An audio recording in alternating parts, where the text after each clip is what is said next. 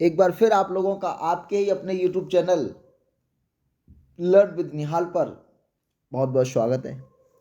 दोस्तों, आज हम डिस्कस करने वाले हैं एक कहानी पंचलाइट, जो कि 5 नंबर की आपकी आती है 12th क्लास में हिंदी के एग्जाम में।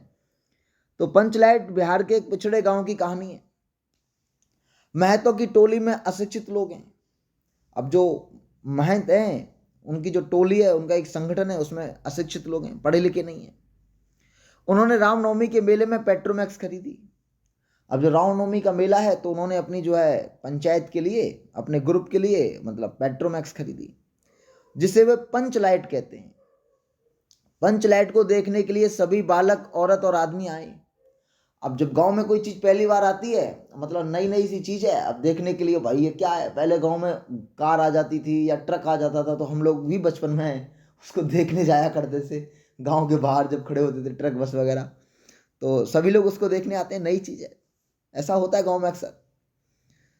सरदार ने अपनी पत्नी को पंचलाइट के लिए पूजन सामग्री लाने के लिए कहा। अब सरदार मतलब यहाँ पर जो उसका लीडर है, उसका नेता है जो उस टोली का, वो अपनी पत्नी से कहते हैं कि भाई लाओ, इसके पूजन करते हैं। अब देखो गांव में लोग तो जो है कोई भी चीज़ नहीं लाते हैं तो पूजन करते हैं। तो देखो हमारे देश भी बदल रहा है।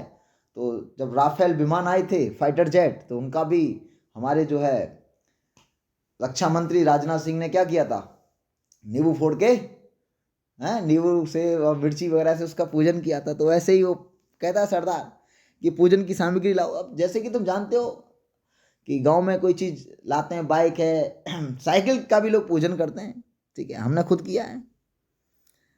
तो उसके बाद लेकिन उनके सामने एक समस्या है। समस्या ये है कि पंचलाइट तो आ गई, लेकिन इसको जलाना नहीं जानते हैं, ये जलाएं कैसे। तो उनमें से कोई पंचलाइट जलाना नहीं जानता है। इस टोली में गोदन नाम का एक युवक है, और इसमें एक नायक है कहानी में, गोदन। अब ये बड़ा ही प्रेमी मिजाज का आदमी है। ये गांव की मुनरी नाम की युवती से प्रेम करता है।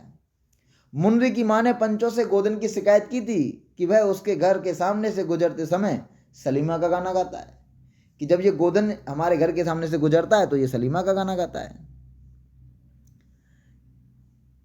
इस कारण से पंचों ने उसे जाति से निकाल रखा है। अब पंचों ने उसे जाति से निकाल दिया। अब जाति से निकालने का मतलब होता है कि उसका हुक्का पानी बंद। हुक्का पानी का भी मतलब होता है कि उसके जो कोई फंक्शन वगैरह है उसके घर पे ना उसमें जाना, और अपने यहाँ अगर हो रहा है अपनी ब्रादर में तो ना उसको बुलाना। तो मतलब उसको ना बुलाना ना उसके जाना, यही जाति से निकालना होता है, या हुक्का पानी बंद करना होता है। मुनरी को पता था कि गोदन पंचलाइट जला सकता है। अब मुनरी जो उसकी प्रेमिका है, जो नायिका है इस कहानी की, उसको पता होता है कि भाई जो गोदन है वो पंचलाइट जला सकता है। वह इस बात को चतुराई से अपनी सहेली के द्वारा पंचों तक पहुंचा देती है। अब जो मुनरी होती है वो अपनी सहेली को जाके कह देती है कान में, पंचों से कह दो ऐसे ऐसे बात है, हमारे वो है ना जो, वो क्या करते हैं, वरना जला देंगे पंचलाइट को, मतलब गोदन जला देगा पंचलाइट को। तो गोदन को बुलाया जाता है। अब गांव के लोग हैं, अब भाई अब कोई दिक्कत नहीं है। अब गोदन को बुला इसलिए लेते हैं क्योंकि अगर नहीं बुलाएं तो जो दूसरे गांव के लोग हैं या दूसरी टोली के लोग हैं वो इनका मजाक उड़ाएंगे। वो कहेंगे कि देखो ये पंचलाइट तो ले आए लेकिन इसको जला नहीं पा रहे हैं, कितने मूर्ख लोग हैं। तो बोले चलो कोई बात नहीं, अपनी बरादरी का है, इसको चलो बुला लेते हैं, कोई दिक्कत नहीं, अपनी घर घर की बात है, सुलट लेंगे, बाद में सुलट लेंगे। तो गोदन को बुलाया जाता है। वह पंचलाइट को स्प्रिट के बिना नारियल तेल से जला देता है। अब गोदन आ तो जाता है, अब आगे कहता है स्प्रिट कहाँ है। वो कहते हैं ये स्प्रिट क्या होती है। अब लोगों को स्प्रिट नहीं पता है। तो अब जब लोगों को स्प्रिट के बारे में नहीं पता होता है तो गोदन कहता है चलो कोई दिक्कत नहीं है। तो वो नारियल का तेल मंगाता है, नारियल के तेल से उसको जला देता। अब सब लोग बड़े खुश होते हैं कि भाई ये तो आज इसने हमारी इज्जत रख ली। वो पंचलाइट को बड़ा सम्मान की बातें मानते हैं। जैसे कि हम ही हैं, तो बाइक खरीदना किसी के लिए हो सकता है, किसी के लिए iPhone 15 Pro Max मतलब एक बहुत उसकी बात हो सकती है सम्मान की। किसी के लिए कार खरीदना सम्मान की बात हो सकती है, किसी के लिए रेंज रोवर 2.5 करोड़ वाली गाड़ी है, वॉल्वो। तो ये बड़ी वो उसको बड़े सम्मान की बात समझते हैं कि भाई इसने इज्जत बचा ली। तो सब लोग बड़ा उससे गोदन से खुश हो जाते हैं। इस बात से खुश होकर उसे जाति में शामिल कर लिया जाता है और कहते हैं चलो भाई ठीक है, जो हुआ वो ठीक है, उसको भूल जाओ, अब तुम दोबारा से हमारी जाति में आ जाओ, कोई दिक्कत नहीं, हम तुम्हें दोबारा से अपने यहाँ बुलाएंगे और तुम्हारे यहाँ जाएंगे। पंचगोदन से इतना ही नहीं, और आगे क्या कहते हैं सुनिए। पंचगोदन से कहते हैं कि तुम्हारे 7 खून माफ, खूब गाओ सलीमा का गाना। तो पंच कहते हैं कि चलो जो मर्जी करो, कोई दिक्कत नहीं, तुमने हमारी इज्जत बचा ली भाई। मुनरी की काकी खुश होकर गोदन को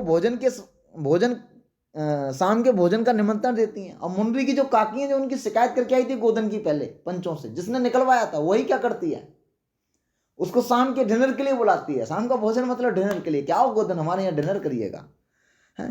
तो यहाँ लेखक ने क्या दर्शाया कि गांव के लोगों की जो मेंटेलिटी है वो मतलब कैसी है, वो उसी चीज को पहले अपराध समझ रहे हैं, और उसने वो काम कर दिया तो उसी को वो रिवार्डेड कर रहे हैं। तो दोस्तों यहाँ एक मैसेज, बड़ा डीप मैसेज देने की कोशिश की है लेखक ने। मैसेज ये है कि आप अपना मतलब जो टैलेंट है ना अपने अंदर, बस उसको बनाए रखिएगा। बाकी दुनिया ना तुमको सलाम करने को तैयार बैठी है। और अगर आपके अंदर टैलेंट नहीं है तो सर आपकी छोटी छोटी बातों पे भी ना आपको, समझ रहे हो, बेइज्जत किया जाएगा, आपको इंसल्टेड किया जाएगा, समझ रहे हो। तो इसलिए यहाँ एक लेखक ने जो मैसेज है ना, तो कहानी के मैसेज को, कहानी के उद्देश्य को पकड़िए कि कहानी का उद्देश्य क्या है। कि वो लोग उसी बात को इतना बुरा मानते हैं कि उसको जाति से निकाल देते हैं, उसका हुक्का पानी बंद कर देते हैं, और वही लोग क्या करते हैं, उसको फिर सम्मानित कर रहे हैं, उसको छूट देना कि भाई तू जो मर्जी कर। तो यहाँ 2 मैसेज हैं। एक तो वो लोग इतने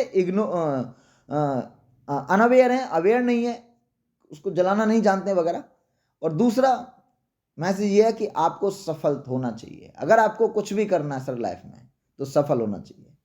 अगर सफल हो तो दुनिया सर तुमको सैल्यूट करेगी, और सर अगर सफल नहीं हो ना तो सर कोई आपका पूछने वाला नहीं। अब भूखे सोइएगा, भूखे रहिएगा, अगर आप कुछ भी करेंगे वो लोगों को अपराध लगेगा, वो लोगों को गलत लगेगा। और आपके अंदर टैलेंट है और आप दुनिया को शो कराओगे और दुनिया के काम आओगे तो सर आप लोगों को शक्तिमान लगोगे। महतो की टोली के लोग पंचलैट को सम्मान की वस्तु समझते हैं। वो समझते हैं कि इन कितनी बड़ी चीज़ है। जैसे कि हम लोग कार वगैरह को, लैपटॉप वगैरह ले लें तो उसको समझते हैं। जैसे कि अभी इंटरेक्टिव बोर्ड की बात हम कर रहे हैं, तो इंटरेक्टिव बोर्ड अगर हो तो कितना बढ़िया बात है। हाँ चलिए, पंचलाइट की रोशनी में लोग भजन कीर्तन करते हैं और उत्सव मनाते हैं। अब पंचलाइट की जो लाइट होती है उसकी रोशनी में लोग भजन कीर्तन करते हैं और उत्सव मनाते हैं। अब इस कहानी का उद्देश्य जरूर लिख के आना हेडिंग लगा के। लेखक पंचलाइट कहानी में लोगों की जीवन पद्धति, उनकी सोच और उनके उत्साह का वर्णन करते हैं। अब कैसी जीवन पद्धति है इसके बारे में बताया गया है। तो दोस्तों अगर ये आपको कहानी पेपर में आएगी 100% और लिख के आनी ही आनी है तो आपको करना क्या है, 2 बातें सुनिएगा मेरी। एक तो इसके 3 पैराग्राफ बनाइएगा, यानी कि 3 पैराग्राफ में इसको लिख के आइएगा, और चौथे में आपको उद्देश्य लिख के आना है, या 2 पैराग्राफ तो कम से कम बना के आए।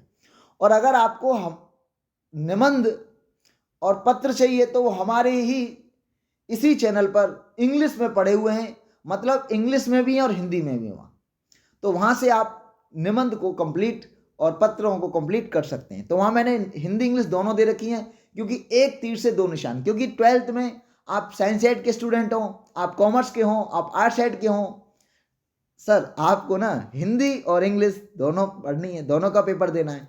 तो एक तीर से 2 निशान, मतलब वहाँ मैंने जो दिया है इंग्लिश हिंदी दोनों में, इसलिए क्योंकि हिंदी अगर वहाँ रहेगी तो इंग्लिश अच्छे समझ में आ जाएगी, और हिंदी दी है तो वो हिंदी के पेपर में भी काम आएगी। तो मिलते हैं आपसे नेक्स्ट वीडियो में, तब तक के लिए बाय, टेक केयर, हंसते रहिए, मुस्कुराते रहिए, और वीडियो अच्छी लगी तो वीडियो को लाइक करें, और अपने कमेंटों के द्वारा मैं और क्या सुधार करूँ ये मुझे ज़रूर बताएं। तो थैंक यू गाइस।